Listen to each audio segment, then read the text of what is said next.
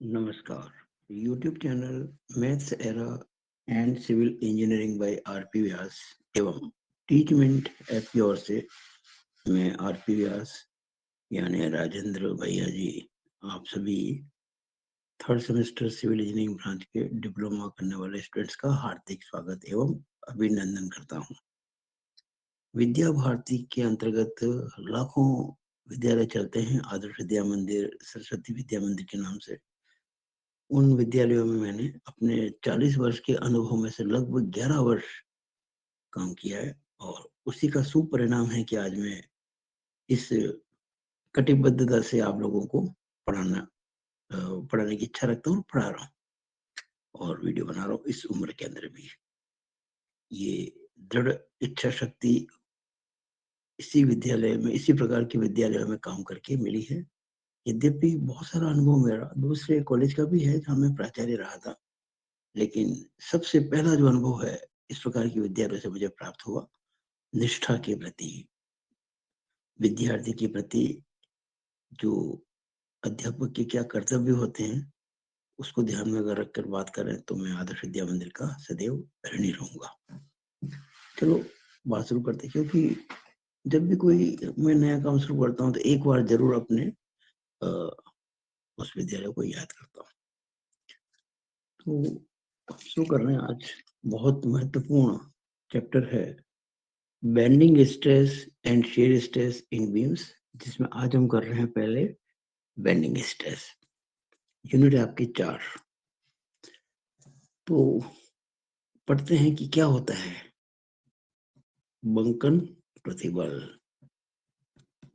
Bending stress.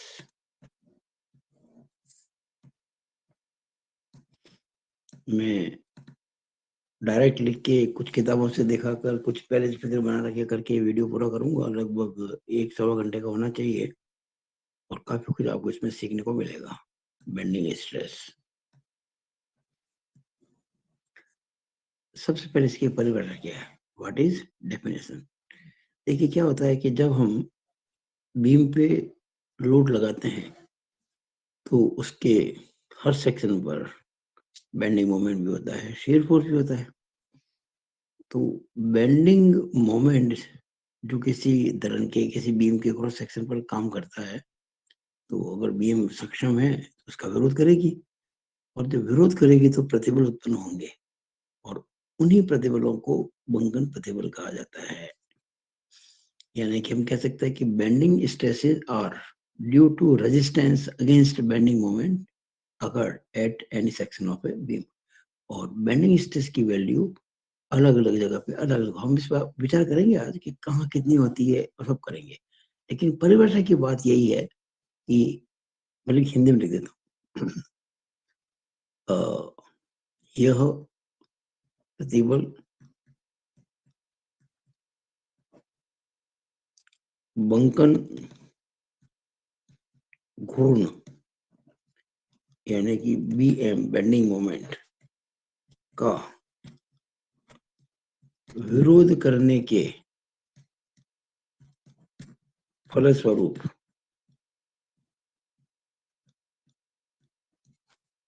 उत्पन्न होती है, उत्पन्न होते हैं। These stresses are developed due to resistance against bending moment। तो ये तो हो गई बंकन प्रतिबल की परिभाषा। इसे यानी कि बेंडिंग स्ट्रेस को सामान्यतया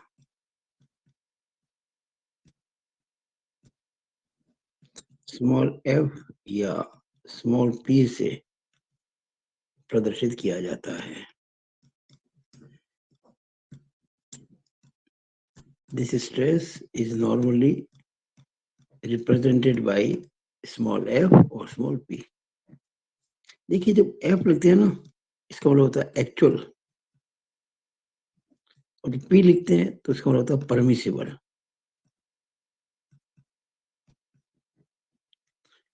मैं आगे कुछ नहीं ले रहा हूँ, मतलब स्ट्रेस एक्चुअल, और कैसे stress, bending stress, actual bending stress, actual bending stress. Permissible bending stress. जब तक एक्चुअल बेंडिंग स्ट्रेस परमिसिबल के बराबर या उससे कम है, सेफ्टी है।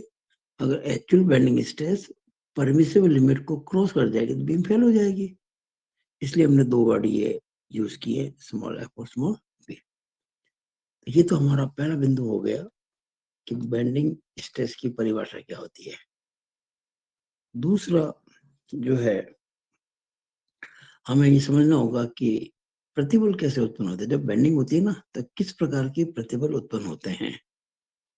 तो उत्पन्न प्रतिबल, उत्पन्न प्रतिबलों की प्रकृति, नेचर। आप कहेंगे सर आपने कह दिया कि बेंडिंग स्ट्रेस होती है, अब कौन सी स्ट्रेस रहेगी बाकी। बेंडिंग स्ट्रेस होती है, जब बेंडिंग स्ट्रेस होगी तो उसकी कुछ नेचर होगी ना, प्रकृति होगी। वो प्रकृति किस प्रकार की होती है, तो उत्पन्न प्रतिबलों की, यानी कि जो बेंडिंग स्ट्रेस उत्पन्न होते हैं उनकी प्रकृति, यानी कि नेचर।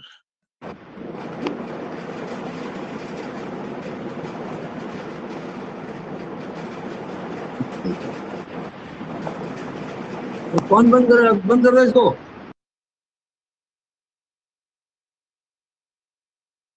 रिकॉर्डिंग हो रही भाई, क्या मजाक थोड़ी हो रही गई।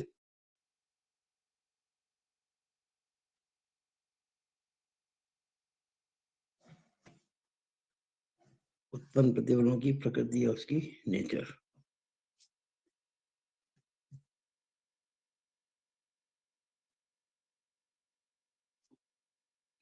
जो भी ये वीडियो देख रहे हैं वो समझ रहे होंगे कि मैं चिल्ला क्यों रहा हूँ। तो कई ग्रुप्स बच्चों के बना रखे, उसमें ये कुछ लोग लाइव देख रहे हैं, उन्होंने अपना वो ऑन कर दिया स्पीकर, उससे आवाज आई। तो मैं ये वीडियो बना रहा हूँ स्टूडेंट्स के लिए, ताकि उनके एग्जाम अच्छे हो जाए। ये लाइव क्लास के लिए नहीं है, it is not for live class. ये क्लास रिकॉर्डेड के लिए बनाया जा रहा है। उत्पन्न प्रतिबलों की प्रकृति अथवा नेचर। देखिएगा, ये एक बीम है। बीम है तो उसके ऊपर से भार लगेंगे।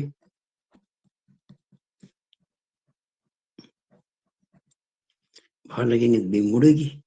तो बीम मान लीजिए कुछ ऐसी मुड़ गई,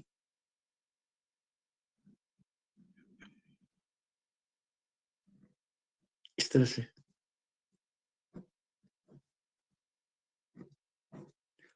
तो आप देख रहे होंगे कि जो नीचे की परतें हैं, लोअर लेयर्स, ये वाली ये खींच रही है, ऊपर की सिकुड़ रही है। जो ऊपर की परतें हैं, अब देखे ना, ये दो लाइन ऐसी हो रही है, एक तो ऐसी और एक ऐसी। जैसे मेरे दो हाथ हैं ये इस प्रकार से, यूं देखिए ऐसे। तो ये ऊपर के तो पास पास, नीचे दूर दूर। तो ये तो है, ऊपर वाली परतें दब रही हैं, नीचे वाली सिकुड़ रही है। और एक बीच में ऐसी परत होती है, बीच में। बीच का मतलब ये नहीं कि एग्जैक्टली बीच में। बीच का मतलब टॉप और बॉटम के बीच में कहीं पर। वो कहीं पर कहाँ डिपेंड करता है बीम का क्रॉस सेक्शन। अगर बीम का क्रॉस सेक्शन आयताकार है, अगर बीम का जो साइड व्यू है ना, साइड व्यू, जैसे इसका बीम का ये साइड व्यू मान लो रेक्टेंगल है, तब तो इसकी सीधी कहाँ आएगी, सेंटर में। उस केस में तो ये बिल्कुल सेंटर लाइन पे आ जाएगी। लेकिन अगर मान लो बीम का क्रॉस सेक्शन टी सेक्शन है, इस तरह से, तो सीधी ऊपर शिफ्ट हो जाएगी, ऊपर आ जाएगी। यानी जहां सीजी होती है ना, जहां क्रॉस सेक्शन की सेंटर ऑफ ग्रेविटी होती है, वहीं से न्यूट्रल लेयर गुजरती है। तो न्यूट्रल लेयर की जो पोजीशन है, वो आप दिमाग से ये निकाल देना कि बीचों बीच में होती है। वो ऊपर भी हो सकती है, बीच में हो सकती है, नीचे भी हो सकती है, यहाँ से लेकर यहाँ तक कहीं भी हो सकती है। ये डिपेंड करता है कि उसका जो बीम का क्रॉस सेक्शन है वो कैसा है। क्रॉस सेक्शन की जहाँ सीधी होगी, वहीं से न्यूट्रल लेयर गुजरेगी। हमने फिलहाल न्यूट्रल लेयर यहाँ मान रखी है। अब आप देखिएगा कि जो नीचे की लेयर है ना, ये वाली, ये तो खींच रही है, ऊपर की हो रही है, सिकुड़ रही है। तो यहाँ होता है कंप्रेशन, यहाँ होता है टेंशन। जैसे मान लीजिए कुछ समय के लिए कि इसकी जो लंबाई है बीम की, मान लीजिए 5 मीटर है।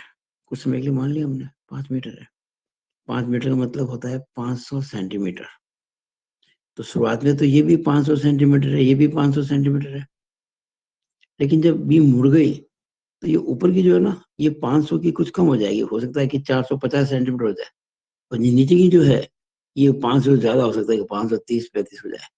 यानी ऊपर की तो सिकुड़ रही है, नीचे की दब रही है। ये मैंने फिगर सही नहीं बनाया, अंदाजे बनाया है। आपको लग रहा होगा ये तो छोटा है, ये बहुत बड़ा होगा, ऐसा नहीं है। एक्चुअली ये समझिएगा, अगर इसकी लंबाई 500 सेंटीमीटर है तो ये जो लंबाई दिख रही है ये 500 से कम है, और ये जो है वो 500 से ज्यादा है। तो कहीं बीच में 500 होनी चाहिए ना। अगर ये 500 से कम है और ये 500 से ज्यादा है, तो बीच में कहीं तो 500 होगी। वो 500 मान लो यहाँ पर है। इसको कहते हैं न्यूट्रल लेयर, उदासीन परत। न्यू एन एल।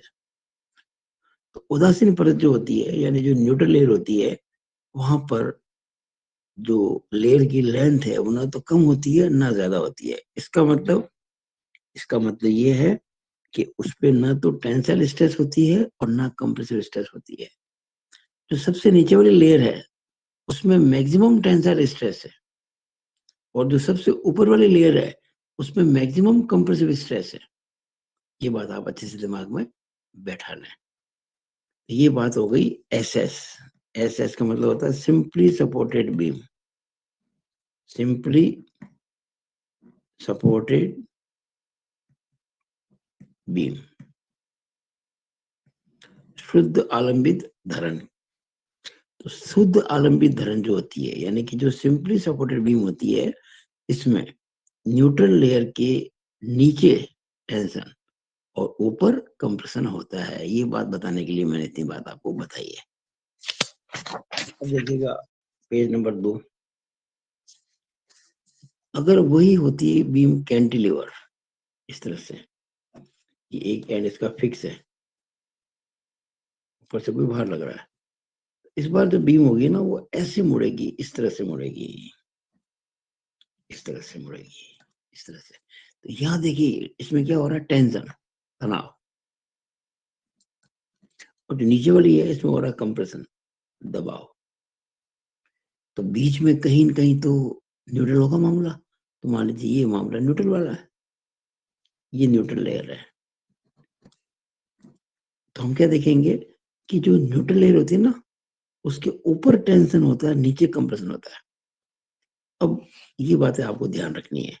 मैं लिख देता हूं एस एस, यानी कि simply supported beam, S S beam. और ये है कैंटिलीवर बीम।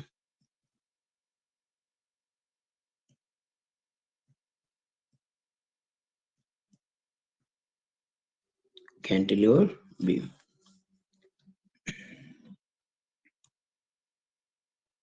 इसमें क्या लिखेंगे, neutral layer, simply supported beam में न्यूट्रल लेयर के नीचे टेंशन, और इसमें लिखेंगे न्यूट्रल लेयर के ऊपर टेंशन। जब न्यूट्रल लेयर के नीचे टेंशन होगा तो हम कहेंगे एंड, यानी एवं। नीचे टेंशन एंड, ऊपर एवं ऊपर कंप्रेशन, यानी कि संपीड़न। एवं इसमें क्या था, ऊपर तो है टेंशन एवं नीचे है संपीड़न, यानी कि दबाव। देखिए मैंने यहाँ लिखा इंग्लिश में कंप्रेशन या हिंदी में लिख दिया संपीड़न, ताकि दोनों आपको ध्यान रहे। ये चीज समझने की बहुत ज्यादा जरूरी है। अब वो प्रश्न जब आएगा कभी तो आपको हमेशा कहा जाएगा कि बीम कैसी है, कि बीम सिंपली सपोर्टेड है, आपसे कहा जाएगा डेफिनेटली। लेकिन कई बार नहीं कहा जाता है। तो आपको अपनी ओर से हमेशा सिंपली सपोर्टेड मान के ही काम करना है। आपको कभी भी कैंटिलीवर मान के नहीं चलना, आपको हमेशा करना है, मानना है सिंपली सपोर्टेड। ये आपको मैंने बीम के बारे में बताने की कोशिश की है। पहला बिंदु क्या था, बेंडिंग स्ट्रेस क्या होती है, दूसरा बेंडिंग स्ट्रेस जो होती है उसकी नेचर क्या होती है, टेंशन कंप्रेशन होती है ना, वो कहाँ होती है, ऊपर नीचे जैसे भी है। तो सिंपली सपोर्ट में कहाँ होती है और कैंटिलीवर में कहाँ होती है, ये बात मैंने आपको बताने की कोशिश की है। अब तीसरी बात इसमें जो आती है वो आती है उदासीन अक्ष, या पहले अपन लेते हैं उदासीन परत। उदासीन परत यानी कि न्यूट्रल लेयर। वैसे तो मैं इसका उल्लेख कर चुका हूं, जब मैंने आपको ये बताया है तो आपको मैंने बता दिया था ये उदासीन परत होती है, ये उदासीन परत होती है जो मुड़ने के बाद भी जहाँ कोई स्ट्रेस नहीं होती है, क्योंकि इसके ऊपर टेंशन है नीचे कंप्रेशन है, सॉरी ऊपर कंप्रेशन है नीचे टेंशन है, यहाँ पे कोई स्ट्रेस नहीं होती है। इसकी परिभाषा निश्चित होगी ना, उदासीन परत वह परत जहां कोई बेंडिंग स्ट्रेस नहीं होती है, कोई बेंडिंग स्ट्रेस नहीं होती है। नाम उदासीन है ना, न्यूट्रल। एक इसमें आता है उदासीन अक्ष,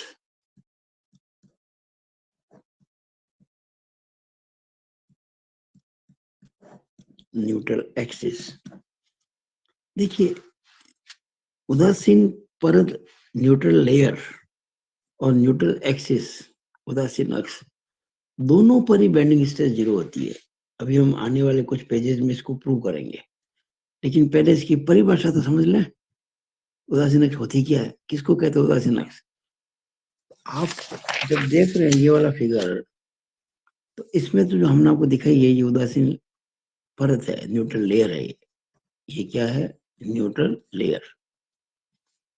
लेकिन जैसे कि मैंने आपको बताया इसके बीम का जो क्रॉस सेक्शन है, जैसे ये टी सेक्शन, इस क्रॉस सेक्शन में न्यूट्रल एक्सिस दिखती है आपको। कहाँ दिखेगी, जहां न्यूट्रल लेयर वहीं पे न्यूट्रल एक्सिस क्रॉस सेक्शन में है, यहाँ पे या यहाँ तो यहाँ पे, या कुछ और प्रकार का सेक्शन भी हो सकता है। देखिएगा बीम का क्रॉस सेक्शन है, चैनल सेक्शन भी हो सकता है कुछ केसेस में। तो उदासीन अक्ष नीचे हो जाएगी, जहाँ सीजी होती है वहां हो जाएगी बस ये। तो अब हम इसको जो परिभाषित करेंगे, मुख्य बात होती है परिभाषित करने की। तो परिभाषा क्या होगी, what is definition of neutral axis. तो जो न्यूट्रल लेयर है ये बीम के क्रॉस सेक्शन को कहीं तो मिलेगी। न्यूट्रल लेयर क्या है, एक तरह का प्लेन है, समतल है, और बीम का क्रॉस सेक्शन क्या है, वो भी एक समतल ही है, एक प्लेन है। दो प्लेन जब आपस में मिलते हैं एक लाइन बन जाती है, तो वो कहलाती है लाइन ऑफ इंटरसेक्शन, यानी कि प्रतिच्छेदी रेखा। तो जब उदासीन परत यानी कि न्यूट्रल लेयर धरण के यानी बीम के धरण के अनुप्रस्थ काट यानी कि cross section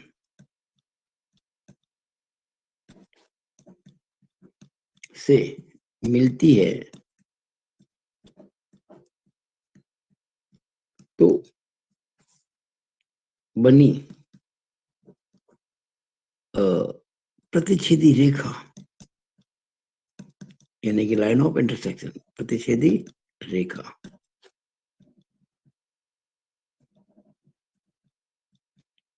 line of intersection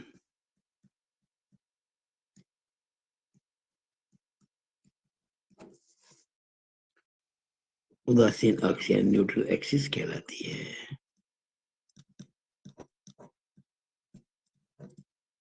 यहां पर भी बेंडिंग स्ट्रेस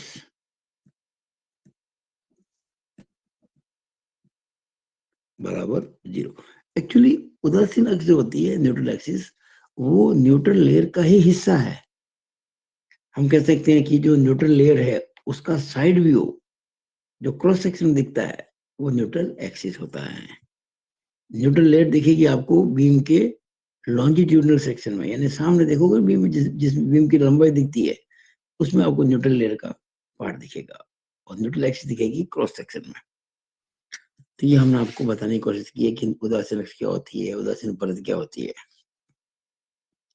अब पांचवा, हमें एक महत्वपूर्ण सूत्र सिद्ध करना है, वो ये है कि mr upon ix is equal to f upon y is equal to e upon r।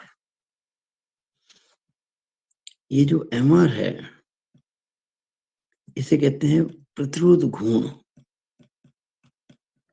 प्रतिरोध गुण, मोमेंट ऑफ रेजिस्टेंस। ix जो होता है वो होता है जड़त्व आघूर्ण, moment of inertia about x axis. हम डिस्कस करेंगे इस बारे में आई एक्स क्यों लिया इसमें।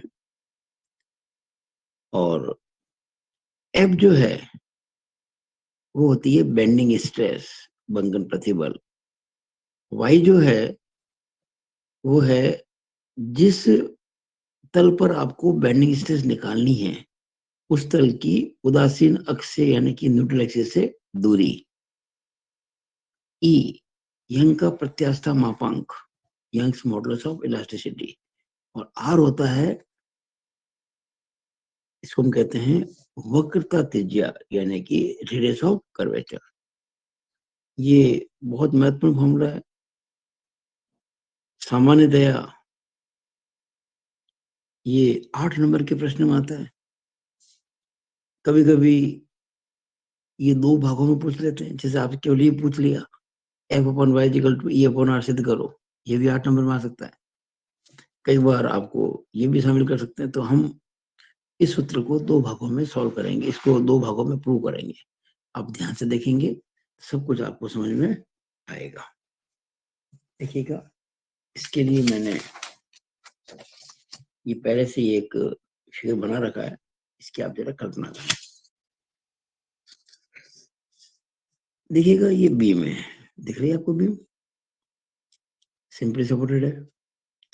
हमने ये माना कि बीम पे कोई भार लग रहा है, यूरिया लग रहा है। कोई जरूर नहीं, यूरिया लो पॉइंट और यूरिया के कॉम्बिनेशन कुछ भी हो सकते हैं। और जब बीम पे भार लगता है तो बीम इस तरह से मुड़ती है, ऐसे बेंड होती है। अब ये वो जो आप देख रहे हैं इसे कहते हैं वक्रता केंद्र, वक्रता केंद्र, सेंटर ऑफ कर्वेचर। आप देख रहे होंगे कि मैंने शुरुआत के अंदर ये 2 सेक्शन माने हैं वर्टिकल, ए बी और सी डी। और बेंड जब हो गई बीम, उसके बाद ये जो ए बी था ना वो ए डैश बी डैश बन गया, और सी डी था वो सी डैश डी डैश बन गया। ध्यान दीजिएगा, ये ए डैश बी डैश और सी डैश डी डैश आपस में जाके मिल रहे हैं कहाँ पे, ऊपर। बीम जो होती है एक तरह का इस तरह से ये मुड़ जाती है आर की तरह। शुरुआत में ये जो 2 सेक्शन थे ए बी और सी डी, ये पैरेलल थे, और अब पैरेलल नहीं है, अब तिरछे हो गए। हम अभी इसी वीडियो के अंदर एक क्वेश्चन आता है एग्जाम में, अक्सर छोटा क्वेश्चन आ गया तो 3 नंबर का, बड़ा कभी आ गया तो 8 नंबर में भी आ सकता है, कि भाई बंकन के सिद्धांत की मान्यताएं क्या क्या है, what are the assumptions in theory of simple bending या थ्योरी ऑफ प्योर बेंडिंग। तो मान्यताएं मैं आपको समझाऊंगा इसी वीडियो के अंदर, ताकि आप उनको अच्छे से समझ के एग्जाम में अटेम्प्ट कर सकें। लेकिन फिलहाल मैं ये फॉर्मूला प्रूव करने जा रहा हूँ जो मैंने आपको अभी अभी बताया है। तो इस फॉर्मूले में मैंने आपको बताया था एम आर प्रतिरोध गुण, moment of resistance, I x moment of inertia, F और वाई मैं भी लिख देता हूँ। F bending stress, bending stress यानी बंकन प्रतिबल, और वाई बेंडिंग स्ट्रेस जहां निकाल रहे हैं ना एफ वाले तल की, जिस तल पर आप बेंडिंग स्ट्रेस निकाल रहे हैं उस तल की न्यूट्रल एक्सिस से दूरी। ई यंग्स मॉडुलस,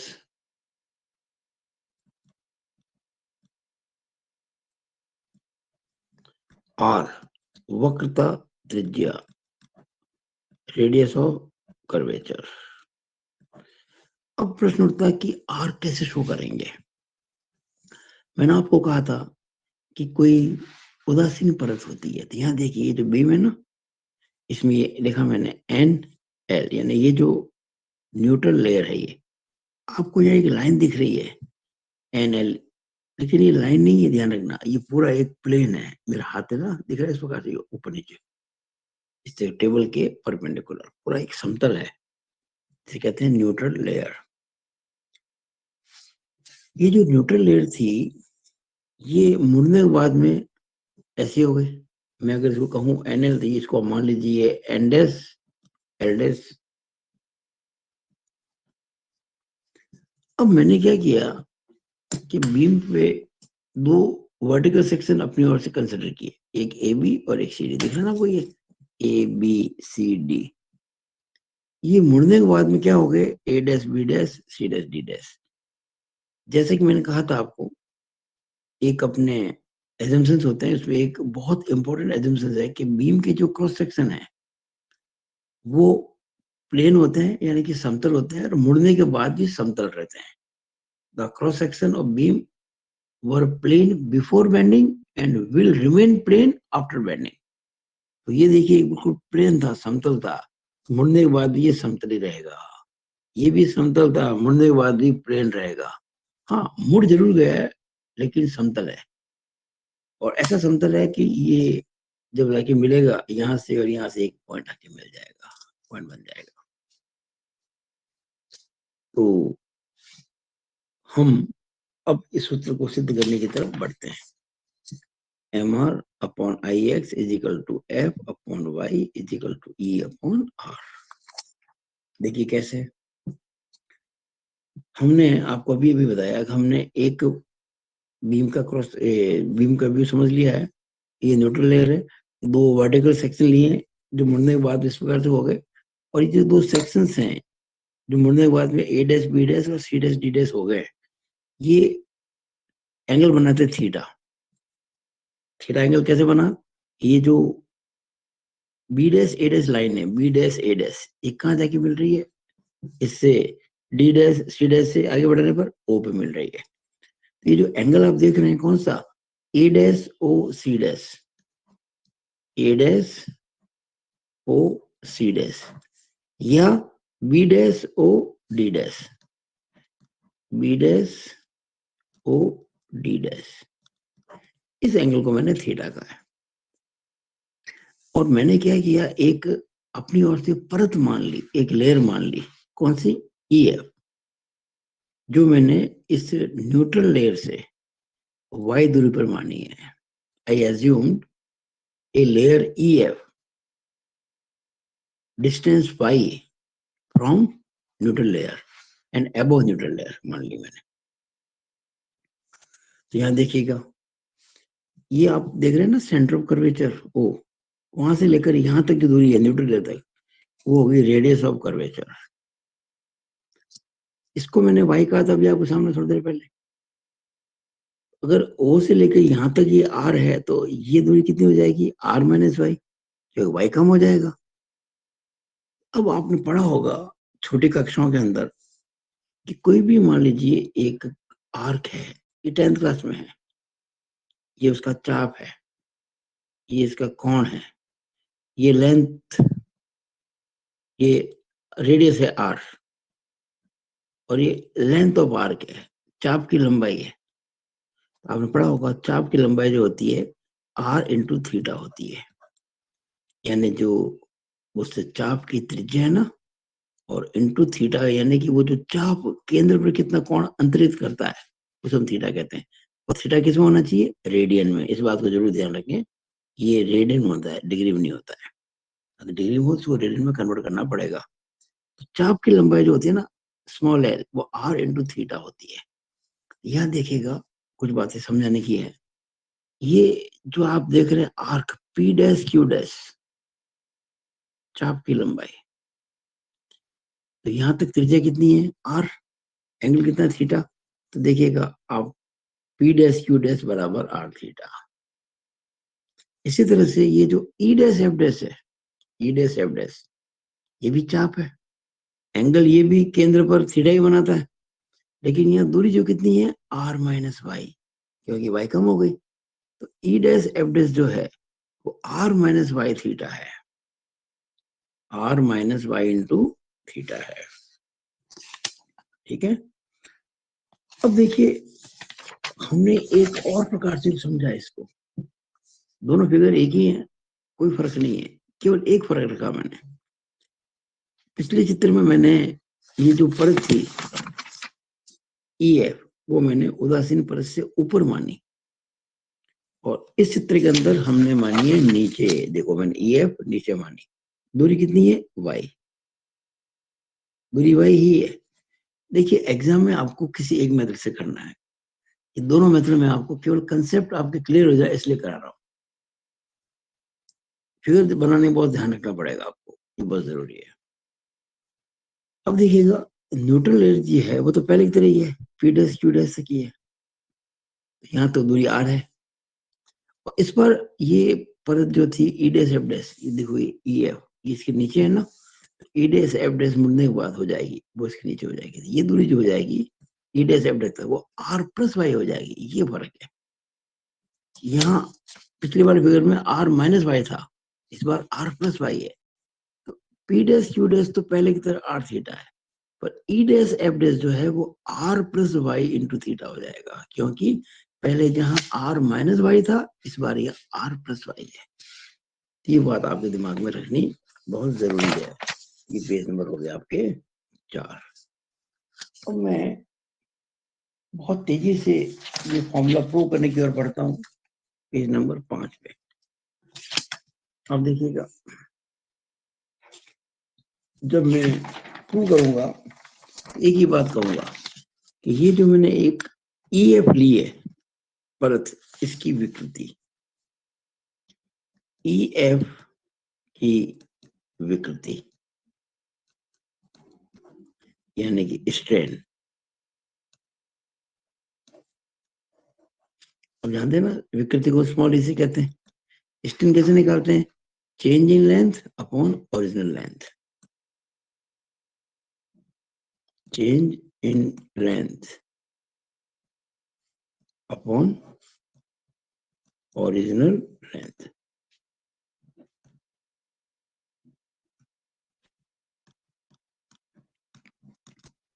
अब देखिए ये जो फिगर पहला था हमारा ये वाला,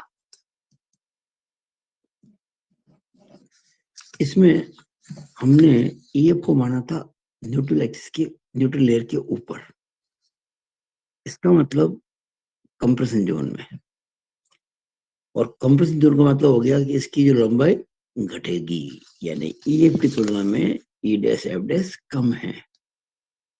हम जो बात करते हैं कि लंबाई में कमी या लंबाई में परिवर्तन क्या हो गया, तो हम कहेंगे कितना कम हुआ, हम कहेंगे पहले तो भाई ये ईएफ था और अब ये ई डैश एफ डैश हो गया, क्योंकि ईएफ ईएफ ई डैश एफ डैश से बड़ा है, इसलिए मैंने बड़े में छोटा घटाया, ये हो गया चेंज इन लेंथ। अब निकालेंगे ओरिजिनल, निकालना क्या है, ये भी ओरिजिनल, ओरिजिनल की ई भी तो है, तो ओरिजिनल हो गई ई एफ। अच्छा मैं दोनों काम साथ साथ कर देता हूँ, ये इधर मैं फिगर 1 के हिसाब से कर देता हूँ, उधर मैं फिगर 2 के हिसाब से कर देता हूँ। ई बराबर, तो यहाँ क्या हो जाएगा, ये जो फिगर 2 है ना, फिगर 2, यहाँ ई एफ मैंने नीचे मानी है टेंशन जोन में, इसका मतलब ई डैश एफ डैश जो है वो ई एफ से बड़ी होगी, तो यहाँ पे मैं क्या करूंगा कि ई dash F dash minus E F करूंगा, अपन तो ओरिजिनल तो ये भी है, ये आपको दोनों नहीं करने हैं, कोई एक करना है। मैं दोनों करा रहा हूं ताकि आपके कंसेप्ट क्लियर हो जाए। या ई बराबर E F minus E dash F dash. पहले फिगर में अगर आप देखें कि ई एफ जो है वो किसके बराबर है। देखिए ये जो ई एफ है वो आप देख रहे हैं ना पी क्यू के बराबर है। स्टार्ट के अंदर दिख रहा पी क्यू बराबर है, तो ई एफ को लिख दिया हमने P Q minus E dash F dash को ई डैश एफ डैश से लिखेंगे, और वापस जो ई एफ था उसको पी क्यू कर देंगे। यहाँ पर भी वही रहेगा सेम, कोई फर्क नहीं है। इसके अंदर भी, इसमें भी जो ई डैश एफ डैश है तो ई डैश एफ डैश ही रहेगा। जो ई एफ है ये देखिए ई एफ तो पी क्यू बराबर है यहाँ पे,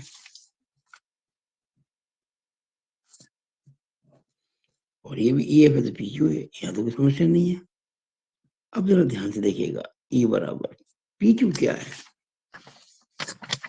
ये पहला फिगर पी क्यू, अब तो फिगर चाहे पहला हो तो दूसरा पी क्यू के लिए सेम बात होगी। पी क्यू किसका हिस्सा है, उदासीन परत का, न्यूट्रल लेयर का। वो न्यूट्रल लेयर की लंबाई कभी बदल देनी, हम आपको पहले कह चुके हैं। तो पी क्यू और पी डैश क्यू डैश बराबर होंगे, तो हम लिखेंगे यहाँ पे पी क्यू को लिखेंगे P dash Q dash minus E dash F dash upon P Q को पी डैश क्यू डैश। यहाँ पर भी सेम वही होगा, कोई चेंज नहीं है। ई dash F dash minus P Q को ई डैश एफ डैश, नहीं पी क्यू को पी डैश क्यू डैश, इसको काटना पड़ेगा। पी क्यू यानी कि P dash Q dash upon P Q यानी कि पी डैश क्यू डैश। आप देख रहे हैं मैंने पी क्यू को पी डैश क्यू डैश क्यों लिखा है, क्योंकि पी क्यू उदासीन, ये ना न्यूट्रल लेयर का हिस्सा है, न्यूट्रल लेयर कभी चेंज नहीं होती, इसलिए पी क्यू और पी डैश क्यू डैश बराबर होंगे। अब जरा देखें पहले फिगर में ई बराबर, ये हमारा पहला फिगर है, पी डैश क्यू डैश, ये रहा पी डैश क्यू डैश कितना है, पी डैश क्यू डैश बराबर ये आर थीटा लिखा ना मैंने यहाँ पे, ये आर है, ये पी डैश क्यू डैश बराबर R theta minus E dash F dash कितना है, R minus Y theta upon P dash Q dash R theta. अब जरा उस पर विचार कर लें, वो देखिए दूसरा वाला, इसमें पी डैश क्यू डैश तो आर थीटा ही है, लेकिन जो ये ई डैश एफ डैश है वो R plus Y into theta है। यहाँ ई डैश एफ डैश पहला आ गया तो R plus Y into theta आ गया माइनस वो R theta upon P dash Q dash R theta. अब जरा विचार कर लें आप, कितना आसान काम हो गया। E is equal to, bracket खोलेंगे तो R theta minus R into theta minus minus plus Y into theta upon R into theta. यहाँ देख लीजिएगा R into theta plus Y into theta minus R into theta upon R into theta. ये R theta cut गया, यहाँ पर भी are theta cut गया, तो आप देख रहे हैं E is equal to Y theta upon theta, और वहां पर भी E is equal to Y theta, same है ना, कोई फर्क नहीं पड़ा। अब ये थीटा थीटा भी कट जाएगा, तो हम कहेंगे E is equal to Y, is equal to Y हो गए, या is equal to sorry Y theta, ये क्या बचा था, वाई थीटा बटा आर थीटा, तो आ गया ये आपके चेंज इन लेंथ अपन आ गया ना, ओरिजिनल लेंथ, ठीक है। ये आ गया Y theta upon R theta आ गया ना, हाँ Y theta upon R theta भूल गया था मैं यहाँ पे। तो वाई अपॉन आर, यहाँ पर भी ये आर थीटा भाई, तो ये हो जाएगा वाई अपॉन आर। ठीक है, ई इज इक्वल टू आ गया वाई अपॉन आर। लेकिन आप जानते हैं अच्छी तरह से क्या, ई है विकृति, यानी कि ई जो आपकी है, स्मॉल ई जो है वो स्ट्रेन है। और आपको पता है ना हुक के नियम के हिसाब से स्ट्रेस अपॉन स्ट्रेन प्रतिबल बटा विकृति होता है यंग्स मॉडुलस। इसका मतलब अगर आप स्मॉल ई निकालेंगे तो small E into capital E बराबर स्मॉल एफ, स्मॉल ई हो जाएगी आपकी capital F, sorry small F upon capital E. यानी हम कह सकते हैं यहाँ पे इस ई को कह सकते हैं एफ बटा ई, एफ बटा ई बराबर वाई बटा आर। यहाँ पर भी सेम एफ बटा ई बराबर वाई बटा आर। अब देखिए दोनों सूत्र देखिए, दोनों सेम फॉर्मूला है। चाहे हम चाहे वो जो लेयर कंसिडर की ना मैंने, वो चाहे न्यूट्रल लेयर के नीचे करूं चाहे ऊपर करूं, कोई फर्क नहीं पड़ता। ये हमारा पहला पोर्शन जो है वो हम कह सकते हैं, हमने अब तक क्या किया यहाँ पे, देखिए हमने ये प्रूव किया है कि F upon E is equal to Y upon R. हमने किया F upon E is equal to Y upon R. अब हम कर सकते हैं क्रॉस मल्टीप्लाई, तो क्या हो जाएगा F into R is equal to E into Y,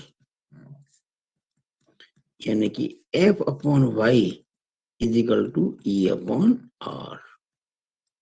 ये हमारा सूत्र था ये वाला। अब देखिए इसका पहला भाग सिद्ध हो गया, F upon Y is equal to E upon R. ठीक है ना, तो ये बहुत इंपॉर्टेंट है भाई, F upon Y is equal to E upon R, ये प्रूव हो गया, हेंस प्रूव।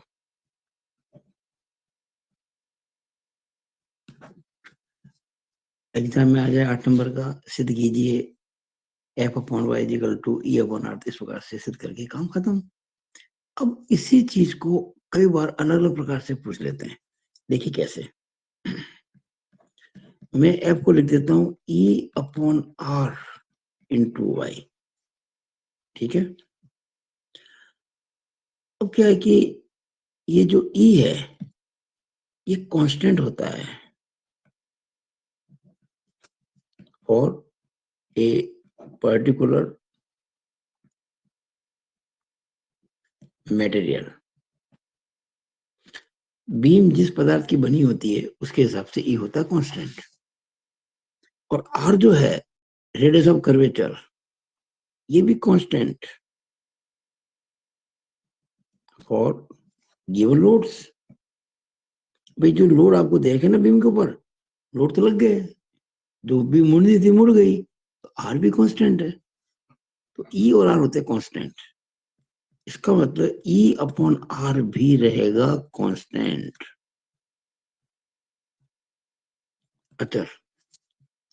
और जब ई अपॉन आर अचर है तो जितना वाई बढ़ेगा उसी के हिसाब से एफ बढ़ेगा। तो हम क्या कह सकते हैं कि F is proportional to Y,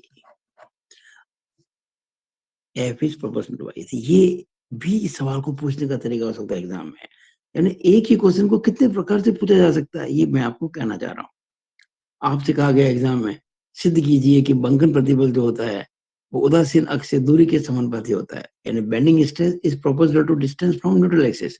ये तो प्रूव हो गया ही। तब आपको वहां नहीं छोड़ना है क्वेश्चन को, यहाँ लाके छोड़ना है, और जब ये कहते हैं तो फिर वहीं लाके छोड़ना है। अच्छा, कई बार बेंडिंग स्ट्रेस जगह स्ट्रेन भी कह सकते हैं, ये यहीं पे आ गया देखिएगा। अभी जो पिछला पेज था ना हमारा, ये देखिएगा, ये E is equal to Y upon R था, यहाँ लिख देता हूँ also E is equal to y upon r। इसका मतलब E is proportional to y, क्योंकि r तो कांस्टेंट है। यानी हम कह सकते हैं कि जो बेंडिंग स्ट्रेन और बेंडिंग स्ट्रेस दोनों ही न्यूट्रल एक्सिस से दूरी के समानुपाती होती है, यानी कि एफ एवं ई दोनों न्यूट्रल एक्सिस से। अच्छा, दूरी न्यूट्रल लेयर से हो चाहे न्यूट्रल एक्सिस से, बात एक ही है, क्योंकि न्यूट्रल लेयर का ही साइड भी न्यूट्रल एक्सिस होता है। हम न्यूट्रल एक्सिस लिखे, न्यूट्रल लेयर का वन एंड सेम थिंग। तो एफ एवं ई यानी कि बंकन प्रतिबल और बंकन विकृति, bending stress and bending strain, neutral axis से दूरी के समानुपाती होते हैं, दूरी के समानुपाती होते हैं। तो ये मैंने जो है इस वीडियो के अंदर आपके लिए बहुत इंपॉर्टेंट पार्ट प्रूव किया है। क्या? F upon y is equal to E upon R. Bending stress upon distance of the layer from neutral axis is equal to Young's modulus upon radius of curvature. ये हमने उस फॉर्मूले का एक part prove किया है पहला। अब अगला जो पार्ट है इस फॉर्मूले का और कुछ अन्य बातें वो हम नेक्स्ट वीडियो में करेंगे। It is all over about this video. Thank you.